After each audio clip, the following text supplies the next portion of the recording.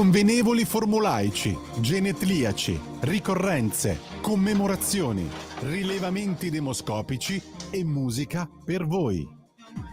La verità è che sono cattivo, ma questo cambierà. Io cambierò. È l'ultima volta che faccio cose come questa. Metto la testa a posto, vado avanti, rigo dritto, scelgo la vita. Già adesso non vedo l'ora. Diventerò esattamente come voi. Il lavoro, la famiglia, il maxi televisore del cazzo, la lavatrice, la macchina, il CD e l'apriscatole elettrico. Buona salute, colesterolo basso, polizza vita, mutuo, prima casa, moda casual, valigie, salotto di 3 pezzi, fai da te, telequiz, schifezze nella pancia, figli, a spasso del parco, orario d'ufficio, bravo a golf, l'auto lavata, tanti maglioni, Natale in famiglia, pensione privata, esenzione fiscale, tirando avanti, lontano dai guai, in attesa del giorno in cui morirai. Microfoni aperti per un inizio coi fiocchi. Complimenti al tecnico, a Francesco, brevemente sulla tolla di comando in regia tecnica, perché cominciare con i Deep Purple e con Iggy, fatemi sapere qual è la pronuncia corretta, Iggy Pop, è davvero il massimo. Allora, su Smoke on the Water tutti sanno, erano in un lago svizzero, incendio d'albergo, eccetera. Non so se sia invece altrettanto risaputo.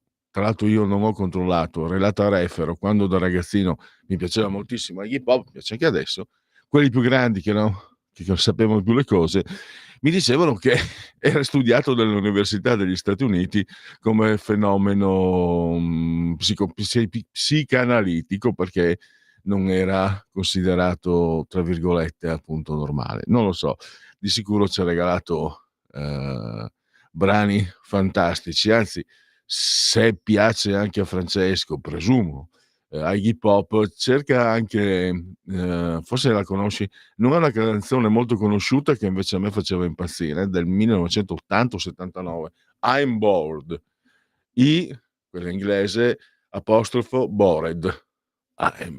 Allora, un bel inizio per ma che giorno è, con la scaletta. Naturalmente ve la anticipo, dunque tra un'ora meno, alle 13:35, tempo di Halloween, tempo di travestimenti e tempo di sessualità, perché il travestimento, ma lo sapevano bene anche i veneziani. Anche qui chiedo scusa, ma questa comunque è una trasmissione dove si chiacchiera, quindi quello che dico è per sentito dire. A Venezia si racconta, si dice, si tramanda che durante il carnevale le dame con la mascherina fossero libere di accoppiarsi con chi piaceva di più a loro. D'altronde, questa può essere vera o falsa. È vero che un poeta come Guillaume Apollinaire battezzava Venezia organ sessuel umido d'Europa, l'organo sessuale umido d'Europa. Non c'è molta metafora, no? E credo che in nessun'altra parte del pianeta ci sia stato un poeta lussurioso e libidinoso, priapico come Giorgio Baffo, che per evitare problemi di censura lo sapevo quasi a memoria alcune. No, stati zitto, stai zitto, non puoi farla passare come lingue e dialetti, perché è in veneziano, le sue composizioni sono tutte in veneziano, ma sono, insomma, si capiscono anche pure troppo. Allora, come sono arrivato a Venezia? Perché con Marta Giuliani, grazie anche naturalmente all'ufficio stampa di Ashley Madison, parleremo di questa survey, la chiamano quelli bravi, questo sondaggio presso i propri iscritti, e molti si sentono più predisposti durante proprio la festa di Halloween, anche perché appunto stimolati dal travestimento. No, dai, è una trasmissione seria, quindi sarebbe. Però allora, i travestimenti che più sex look o look sexy: domestica 24%, infermiera 19%, cheerleader 12%, coniglietta di Playboy 9%, cowgirl 8%. Io penso alla mia donna Rosalia, che in tempi di Covid tornava ancora vestita non era, a parte che dopo una certa età magari certi impulsi sono meno accesi, si accendono meno, però era distrutta dalla fatica, facevo fatica a individuare. Poi, ma magari è che solo colpa mia, anche perché spiaceva vederla veramente, perché in rianimazione, dove ha lavorato lei per mesi durante il Covid, indossavano una specie di scafandro. Mi ricordo che mi ha mandato anche un WhatsApp, sono rimasto impressionato, ho detto cioè di solito più si va avanti negli anni, quando ero giovane, di solito tu più vai avanti negli anni, più hai incarichi, diciamo, non dico di amministrazione, ma meno pesanti, perché giustamente gli incarichi più pesanti solitamente li fanno i più giovani, perché i più anziani innanzitutto sono meno in grado di prendere in carico lavori, mi riferisco soprattutto ai lavori usuranti, ai lavori pesanti, e poi perché hanno l'esperienza per gestire. E invece questo è un mondo, tocca dare ragione al generale, al contrario, forse questo non l'ha scritto, questo è un mondo che va al contrario. 30 anni fa, già 20 cominciava a cambiare, 30-40 anni fa per l'operaio, per l'infermiere, insomma per il lavoratore dipendente c'erano più diritti e meno c'erano più diritti, più stipendio e meno angherie. Adesso è al contrario. E è vero che è dovuto anche al fatto dell'introduzione degli immigrati, ma non è un bel innanzitutto, nelle fabbriche e negli ospedali gli immigrati sono ormai, bisogna anche dirlo, sono indispensabili, perché non si trova, altrimenti forse o si fatica molto. Sul fronte degli infermieri non si trova proprio. E poi cosa mi va bene che sfruttino, un essere umano perché ci guadagni qualcuno? No, non mi interessa se è un somalo o un pordenonese a essere sfruttato. Vabbè. Comunque, la cowgirl, la coniglietta di Playboy. Anche i giochi di ruolo spopolano. Tuttofare e casalingo, casalinga, capo, capa e dipendente, cameriere, cameriera d'albergo e ospite, professoressa, professore, studente, studentessa, dottore, dottoressa, infermiera, infermiera. Magari, se volete, c'è il WhatsApp, che non ricordo mai che numero ha, quindi non so se intanto c'è anche la diretta 0292947222, e poi anche il servizio WhatsApp se volete comunicare quale potrebbe essere il vostro travestimento più preferito, più, diciamo, stimolante, dai. E invece poi terza pagina 14:35 con il professor Stefano Zecchi, parleremo del suo ultimo romanzo, Resurrezione. Io mi sono permesso, con un pizzico di presunzione, non sono certo un critico letterario, però sono un lettore, di fare l'esegesi. La trovate sulla pagina Facebook, c'è anche l'esegesi dell'intervista alla dottoressa Giuliani, cioè la presentazione. In questo caso la presentazione coincide con l'esegesi del romanzo, ultimo romanzo del professor Zecchi, e mi sono anche permesso di scrivere 3 righe come se io fossi un critico, diciamo, che credo che sia sinceramente un romanzo che lascia il segno, quindi un romanzo importante. È uno stile molto scorrevole, che poi ci porta però, che parte quasi come fosse un tè nel deserto, e poi invece porta nella parte centrale, quella più cospicua del romanzo, davvero a analisi, un'indagine su Dio.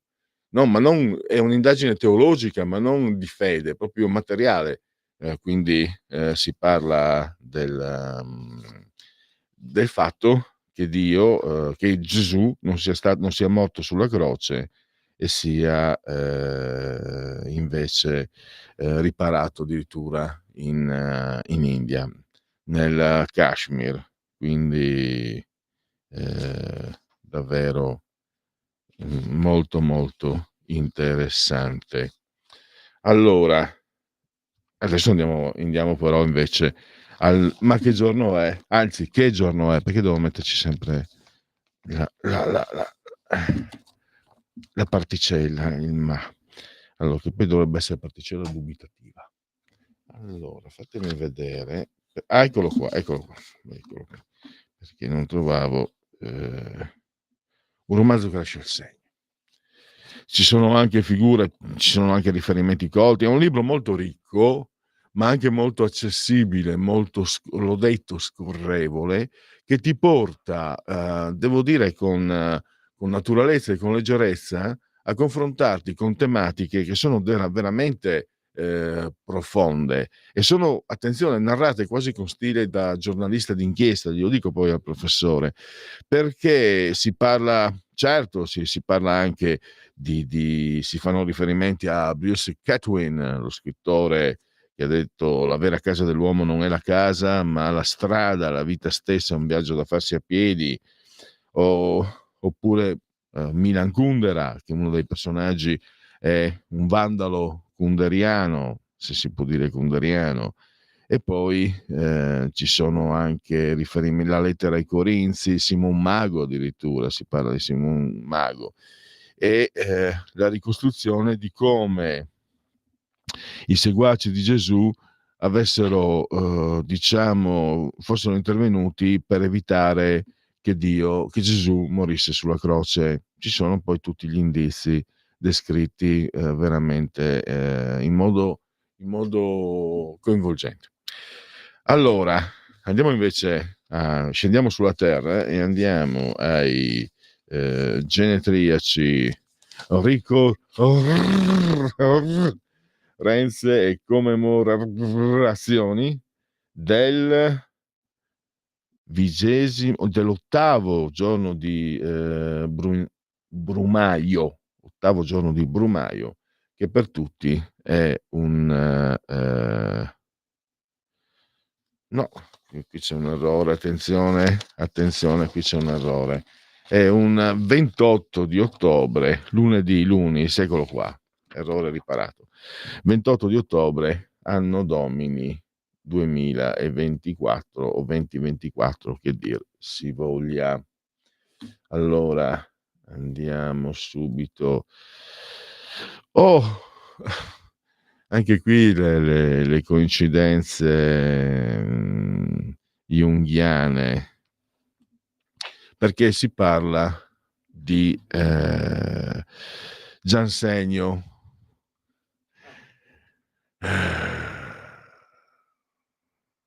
Allora, il giansenismo prevede che l'uomo malvagio non abbia accesso alla salvezza, se non per alcuni casi, sia Dio che con la sua generosità concede ad alcuni quasi a sorte, come la lotteria.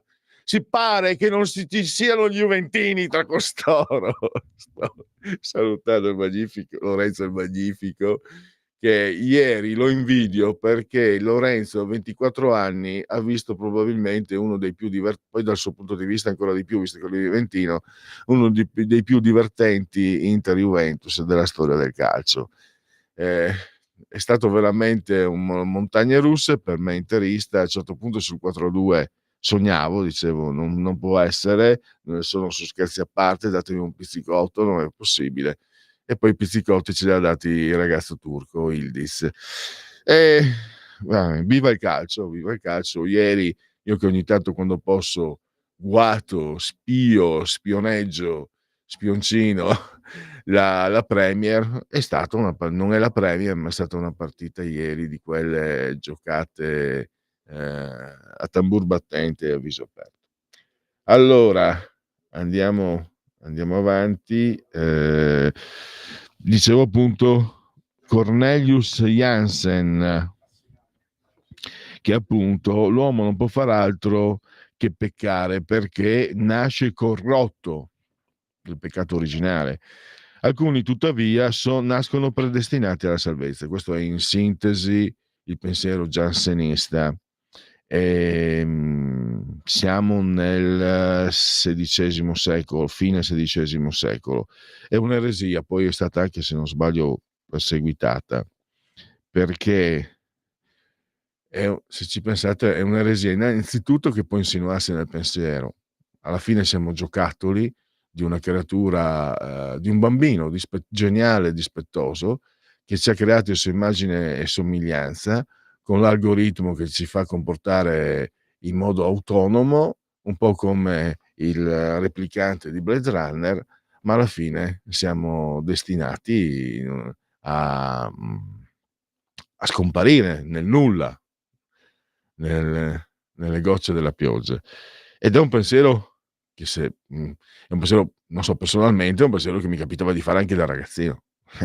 E quindi non è un pensiero impossibile nella mente umana, però è un pensiero pericolosissimo, perché se ti viene il sospetto di essere un predestinato, che la salvezza la prendi come se fosse il biglietto della lotteria, allora si scatena l'inferno.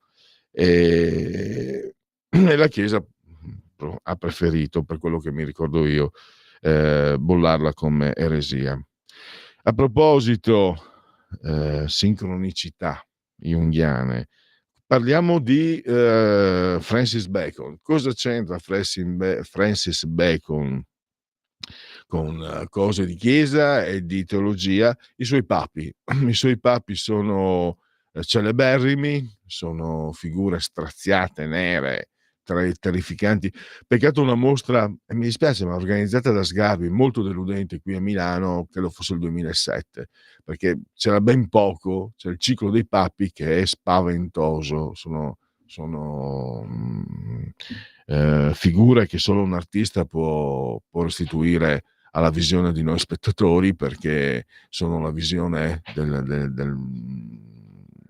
di qualcosa di atroce, di terrificante, notevolissimo, insomma. Comunque oggi è il suo genetriaco. Poi abbiamo un attore francese, Marcel Bouzoufi, però lui è nato in provincia di Parma, poi è diventato famoso, è emigrato in Francia ed era protagonista dei Polar, i polizieschi francesi, ma è stato anche protagonista di molti polizieschi italiani, quelli degli anni 70, tipo, non so se fosse anche in Marchi il poliziotto, e tra l'altro quelli sì sono, mentre francamente gli spaghetti western personalmente non riesco a digerirli, i poliziotteschi italiani che consideravano un po' delle bufale quando ero ragazzo, rivedendoli intanto sono fatti benissimo, sono fatti veramente a livello, sembravano gli americani, ed erano anche avvincenti, con qualche naturalmente semplificazione di troppo, ma erano molto avvincenti. Quindi andiamo avanti. Allora, senti un po', Lorenzo, Franco Migliacci, che se non sbaglio era emiliano, ma poi da ragazzo immigrato in Toscana, è stato da Mantova, anzi no, era mantovano, da Mantova a Firenze. È stato autore di brani, qualcuno penso che lo conosca anche tu, Nel blu dipinto di blu. Volare. Poi lo proviamo, lo cerchiamo. Poi Fatti mandare dalla mamma, Gianni Morandi, a prendere il latte. Io ho visto, quanto antico sono. Da ragazzo, quando andavo in campagna dalla nonna paterna, ho visto che quando in bicicletta al tramonto andavano a portare il latte più che a prenderlo, a dir la verità. Sì, si mungeva le mucche, poi no, Nel blu dipinto di blu è quello di lui, non è un cantante, lui è un compositore, lui non ha mai cantate, anzi, perfetto. Poi sempre Morandi, un In ginocchio da te. L'immortale, una rotonda sul mare, Fred Bongusto, e il nostro disco, La bambola, Patti Bravo, Ma che freddo fa, Nada Malanima, e il cuore è uno zingaro, chi era? Iva Zanicchi o Bobby Solo? Comunque avete sentito, ce n'è. Allora allora andiamo avanti fino alle 13. Alle 13 io direi di celebrare oggi proprio Franco Migliacci. Ci sarebbe anche il Pretty Woman, perché oggi compie gli anni Giulia Roberts, Pretty Woman, ci sarebbe anche la colonna sonora del Gladiatore.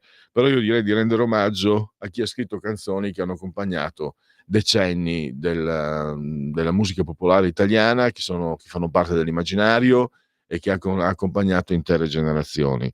Quindi mi sembra che ce ne siano oltre a Nel blu dipinto di blu che sentiremo adesso alle 13, altre che manderemo in onda nel corso della trasmissione. Nella mezz'ora che manca per terminare Che giorno è, e poi magari anche negli intervalli delle 13, delle 13.30, delle 14 e delle 14.30, perché sono veramente tante, sono tutte una più significativa dell'altra. Allora, sono arrivato alle 13? No, andiamo a vedere se c'è qualche novità, perché mi dimenticavo una cosa importante nella scaletta.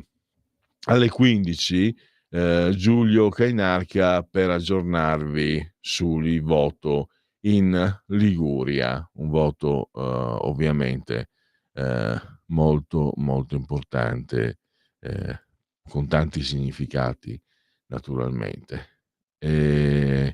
Allora, quando il tempo non passa mai, allora, tra poco arrivano le 13, vediamo se ci sono dati. No, io non vedo dati sul voto in Liguria, e quindi mi stoppo con jingle, pubblicità se c'è, e Nel blu dipinto di blu, e poi riprendiamo per la seconda parte di Che giorno è. In quanti ti promettono trasparenza, ma alla fine ti ritrovi sempre con la bocca chiusa e non puoi dire quello che pensi? Radio Libertà non ha filtri né censure. Ascolta la gente e parla come la gente.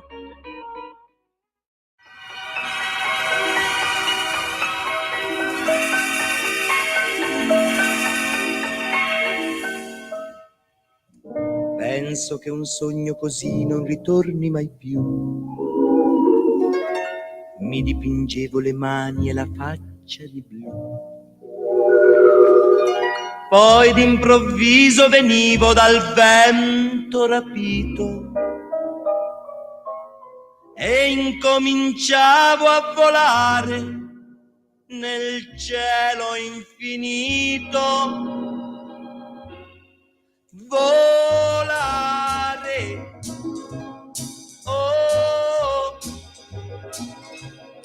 cantare, oh, nel blu dipinto di blu, felice di stare lassù.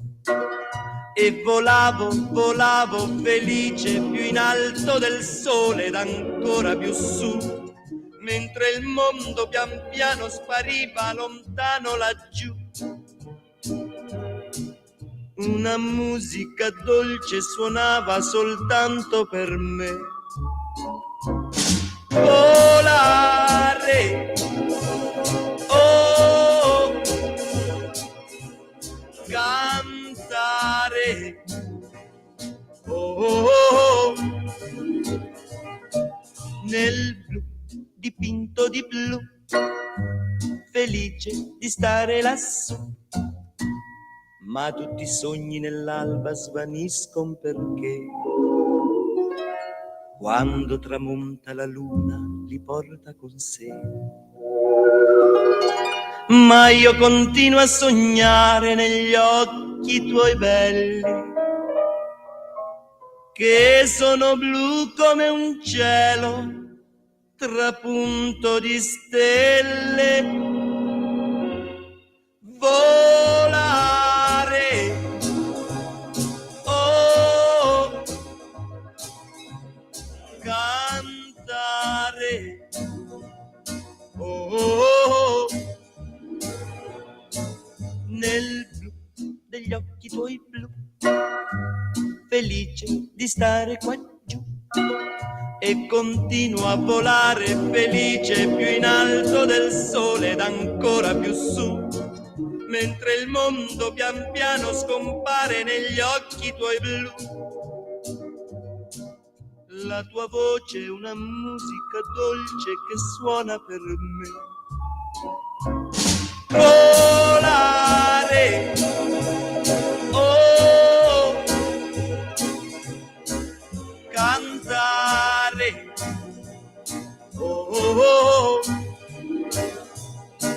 nel blu degli occhi tuoi blu, felice di stare qua giù, nel blu degli occhi tuoi blu, felice di stare qua giù con te.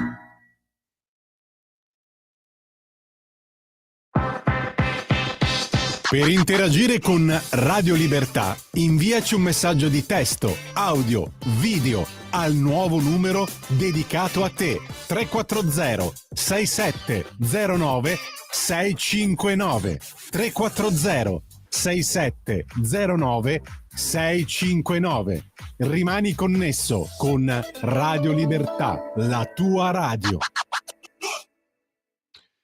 Radio Libertà in simultanea con noi quando sono scoccate le 13:04 con Lorenzo il Magnifico brevemente sulla torre di comando di regia tecnica. Siamo con 20,4 gradi centigradi sopra lo zero la temperatura esterna, quella interna credo sia 24,7, poi controllo meglio. E poi 74% l'umidità, 1026 tondi in millibar la pressione, 137,4 i metri sopra il livello del mare. L'abbraccio forte della signora Carmela, Adriana Angela e Clotilde. Loro ci seguono, ma ci seguiscono anche dal canale 252 del digitale televisivo terrestre, perché questa è una radiovisione. Chi si abbona a Radio Libertà a campo da oltre 100 anni, meditate gente, meditate. Poi potete seguirci con il bel sito radiolibertà.net, potete seguirci attraverso il profilo Facebook, potete seguirci con Twitch, il social di ultima generazione, quindi di quel che c'è non manca nulla. E noi andiamo avanti adesso con Che giorno è? Vi ricordo ancora Marta Giuliani, psicoterapeuta, alle 13:35, 14:35 il professor Stefano Zecchi. Andiamo avanti andando avanti con il genetriaci, cioè che giorno è. Poi ci sono anche i sondaggi, ci sono anche i sondaggetti. Allora, l'uccellino per molti è stato il più grande numero 7 della storia, Garrincia. Disse José Altafini, che ha giocato nel Milan, nel Napoli e nella Juventus. Disse che nel 62 c'era Pelé, d'accordo, però i mondiali il Brasile li ha vinti grazie a Garrincia, questo diceva Altafini. Poi abbiamo Altafini, era di origine brasiliana e vinse i mondiali del 62 con la maglia del Brasile, poi divenne un oriundo e giocò anche con la nazionale italiana, non con altrettanto successo, ma è stato un grandissimo giocatore perché a 36-37 anni segnava ancora a raffica, purtroppo ahimè anche con la maglia della Juve. Allora poi abbiamo è scomparso 3 anni fa Nino Castelnuovo, Renzo e Lucia, uno sceneggiato, una volta li chiamavano sceneggiati e io continuo a chiamarli sceneggiati, la fiction. Pierluigi, bip, ti che te a studiare, cosa vuol dire fiction? Bip. Questa è una scena di 34-35 anni fa di concessionari autoricambi Renault. Io sono il magazziniere, la voce che ho fatto era quella del capo meccanico, perché si parlava in quei giorni di questo festival della fiction, credo addirittura presentato da Pippo Baudo, e io risposi: non l'ho mai sentito, penso sono gli sceneggiati. E perché non continuare a chiamarli sceneggiati? Disse il capomeccanico. Perché io semi, gli risposi io in dialetto, lingua che non uso mai al di fuori delle mura domestiche. Il Promessi Sposi è stato uno dei fenomeni che ha lanciato la TV italiana fino agli anni 60, era Paola Pitagora, la Lucia. Curiosamente Nino Castelnuovo, Lorenzo Tammallino, era di Lecco, è nativo di Lecco, quindi lecchese, quindi giocava in casa. Poi è diventato molto famoso per la pubblicità, quella dove lui salta lo steccato, ma anche per altri film di certo successo. Forse anche un film con Dario Argento, ma non ho verificato, lo confesso.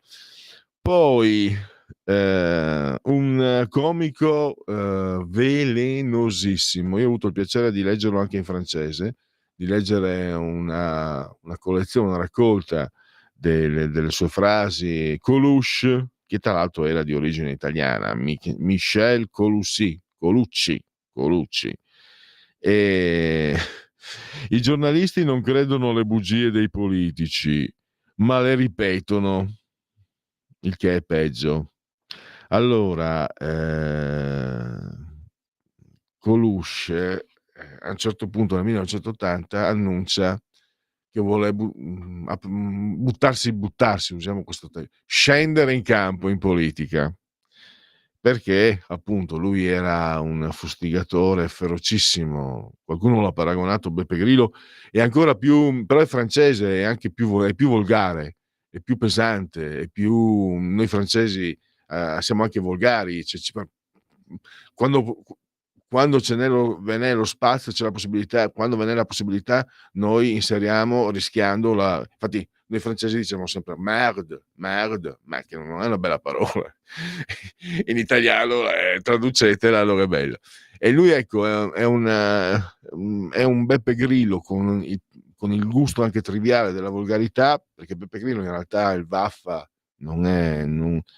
è diverso, sì, non ha la stessa valenza, e annuncia che scenderà in campo appunto per fare un partito, per presentarsi alle elezioni. Morale della favola, un sondaggio dimostra che prendeva un sacco di voti, forse l'8, il 9, il 10%. Mitterrand è furibondo, ma anche la sinistra è furibonda, lui va a portare via voti prevalentemente al centro-sinistra, e poi succede che quello che era il suo collaboratore e autista muore in un incidente.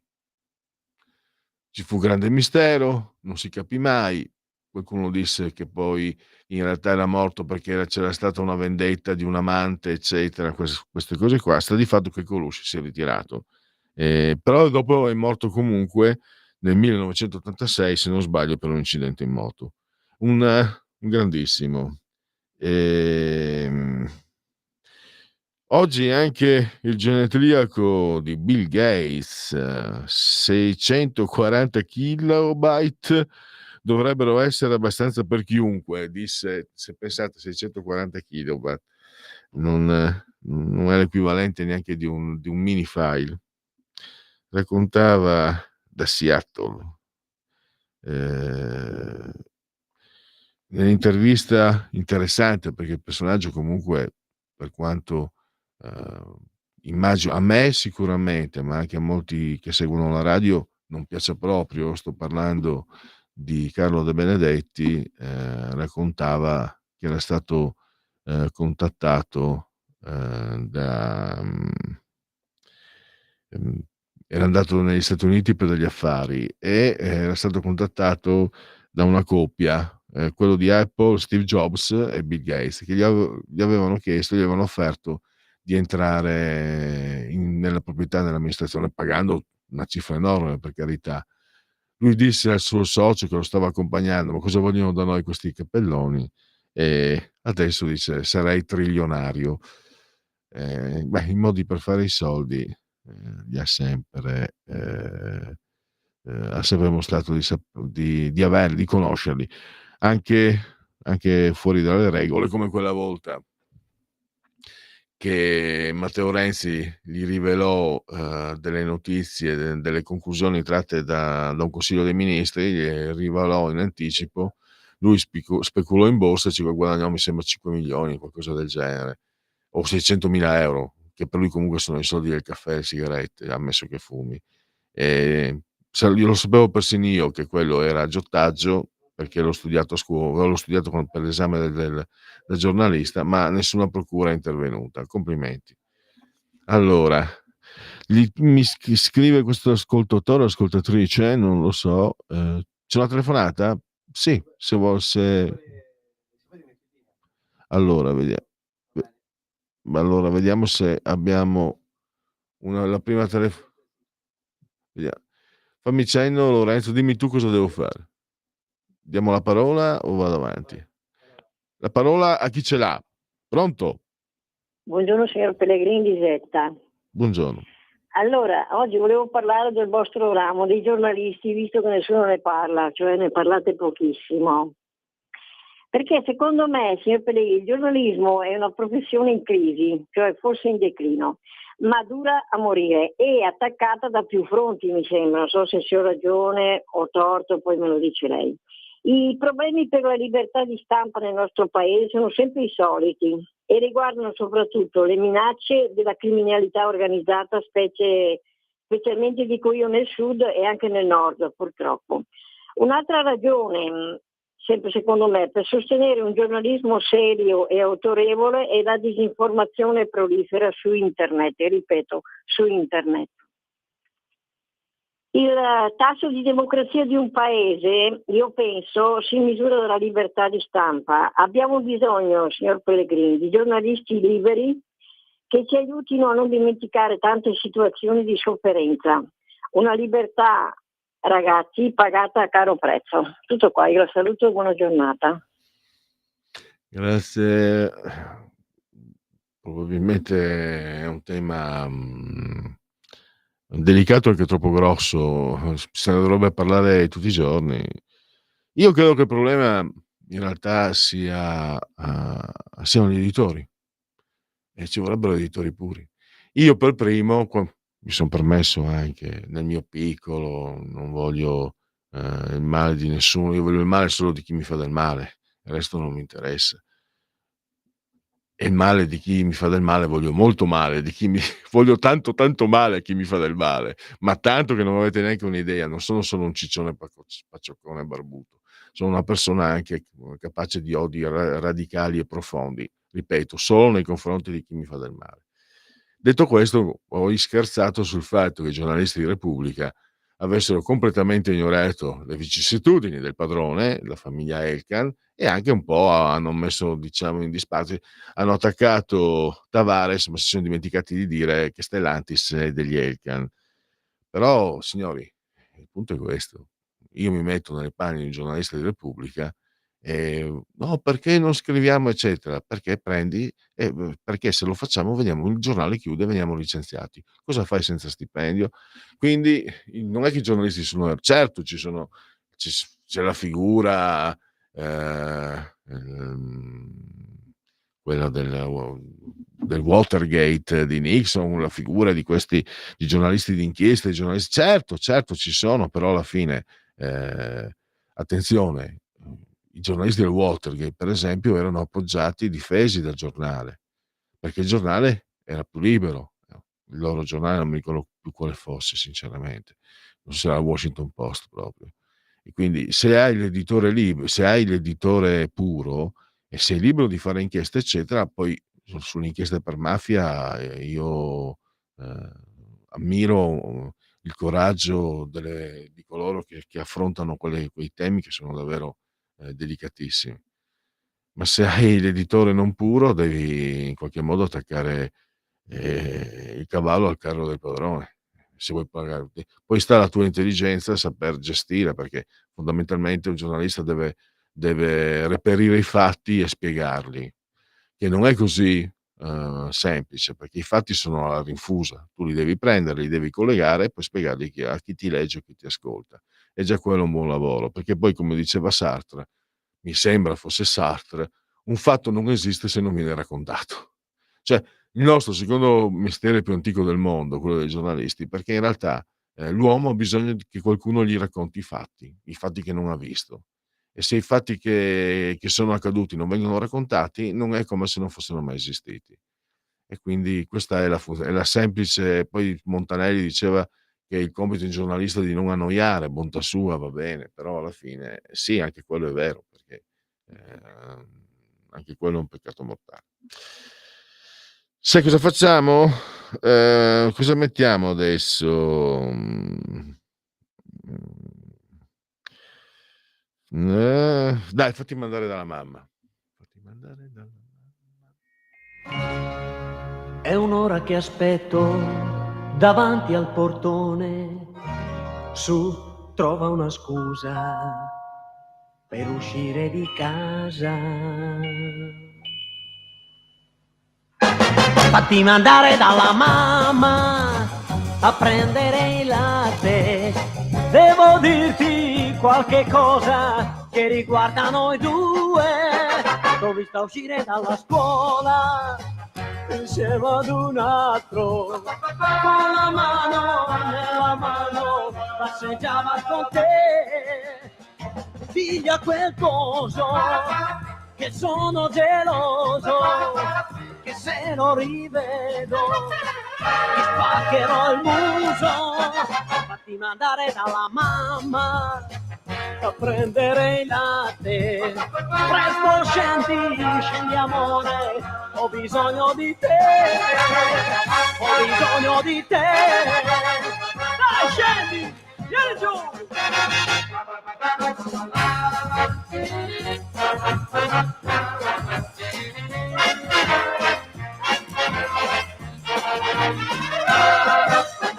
L'ho vista uscire dalla scuola insieme ad un altro, con la mano nella mano passeggiava con te. Digli a quel coso che sono geloso e che se lo rivedo mi spaccherò il muso. Fatti mandare dalla mamma a prendere il latte. Presto scendi amore, ho bisogno di te, ho bisogno di te. Dai, scendi, vieni giù, dai!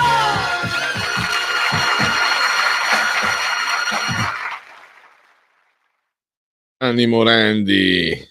Allora, credo che questa canzone circolasse o prima che nascessi o quando ero molto molto piccino, ma è rimasta nell'immaginario popolare molto, anche credo da alcuni spot pubblicitari dell'epoca.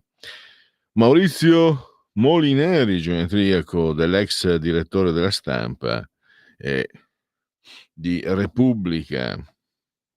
Poi vi dicevo Pretty Woman, Julia Roberts, non Pretty Woman, il film è quello famoso, con il famoso brano di Roy Orbison. Lei è riuscita alla fine a mettere insieme 4 nomination e un Oscar è riuscita a vincerlo. E poi voi non ricordate o ricorderete, mamma quanto si parlava di Giulia, fece molto discutere Giulia Roberts perché si diceva che non corrispondeva ai canoni della bellezza, qualcuno la considerava brava, altri meno, ma direi che nell'insieme della sua carriera ha avuto ragione lei. E poi, ecco, questo invece è da molti sempre considerato un attore fratello d'arte, suo fratello River Phoenix, straordinario, scomparso prematuramente, e Joaquin Phoenix, che ha vinto anche lui 4 nomination, l'Oscar poi l'ha vinto con un Joker. Tra l'altro Joker ha portato curiosamente l'interpretazione del Joker che ha fatto più scalpore, che ha colpito di più, è quella di Jack Nicholson nel Batman di Tim Burton del 1989. Però l'Oscar lo hanno vinto Heath Ledger, che poi addirittura pagò con la vita, fu un Oscar postumo perché è in preda alla psicofarmaci, credo si sia suicidato, e poi Joaquin Phoenix, sempre dalla parte del Joker, con registi diversi e in epoche diverse. E tra l'altro ci ricordiamo il suo Commodo di Joaquin Phoenix nel Gladiatore, poi il Napoleone, eccetera. Poi nella bene amata Le Capriole di Obafemi Martins, le sue capriole infinite. Allora adesso mettiamo cosa mettiamo di Una rotonda sul mare. Mettiamo Una rotonda sul mare e poi ci sono i sondaggetti. Adesso, solo un attimo. Non so se avevi preparato altro come hai preparato tu la scaletta. Va bene, dai, metti quello che hai preparato tu. Ho Vodafone sempre con...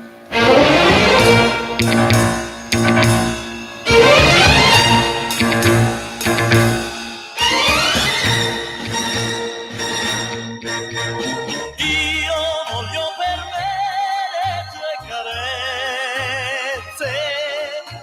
Sì, io t'amo più della mia vita. Ritornerò in ginocchio da te. L'altra non è niente per me. Ora lo so, ho sbagliato con te. Ritornerò in ginocchio da te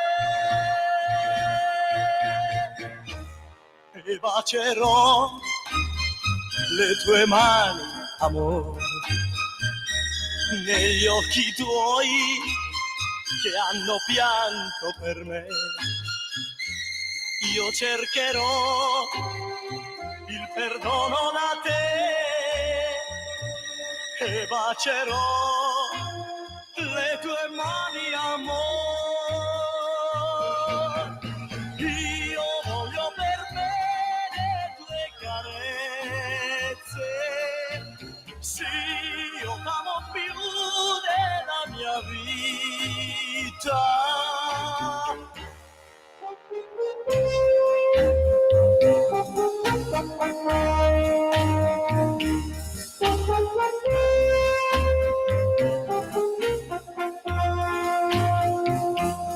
Io cercherò il perdono da te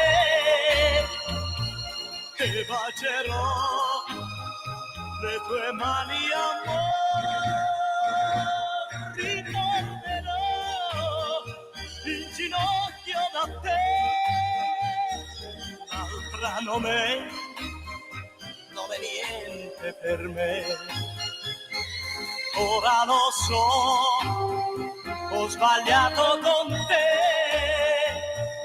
Ritornerò in ginocchio da te.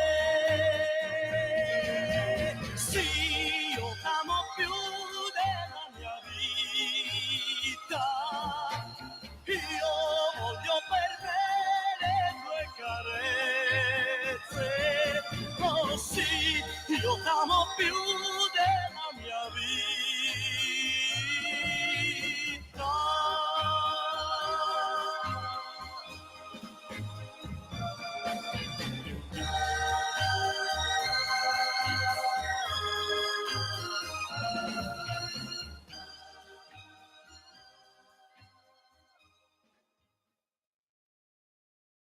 Sempre più liberi con La tua radio è il nuovo sito che mette in prima pagina opinioni, firme, notizie, uno sguardo nuovo e originale sui fatti che ci circondano. Il nuovo quotidiano online, semplicemente radiolibertà.net. I sondaggetti di oltre... no, di... che giorno è? Oltre la pagina arriva fra 5-3 minuti. Allora, Tecne, il trasferimento in Albania dei migranti, favorevoli 40, contrari 49, non sa 11. I problemi 42%, i soldi a fine mese mancano, il sistema sanitario 39%, il lavoro 35%, la sicurezza 22%. Poi abbiamo un altro. Allora, 2 anni di governo Meloni per 8,5, quindi siamo a sinistra, alla 7, quel comunistone di Urbano Cairo, praticamente figlioccio di Berlusconi, e il mondo va così. Lei ha fiducia nel presidente Meloni? Sì, 44, no 43, però. 39 positivo il voto al governo, 48 negativo. I partiti di opposizione efficaci il 20, inefficaci 66. Insomma, se Atene piange e Sparta non ride, visto che si parlava prima dei 300. Questo invece è termometro politico, la mia proiezione demoscopica più sicura: Fratelli d'Italia 29,2, PD 23, 10,2 5 Stelle, 8,8 la Lega, 8,6 Forza Italia, la sinistra AVS 6,9.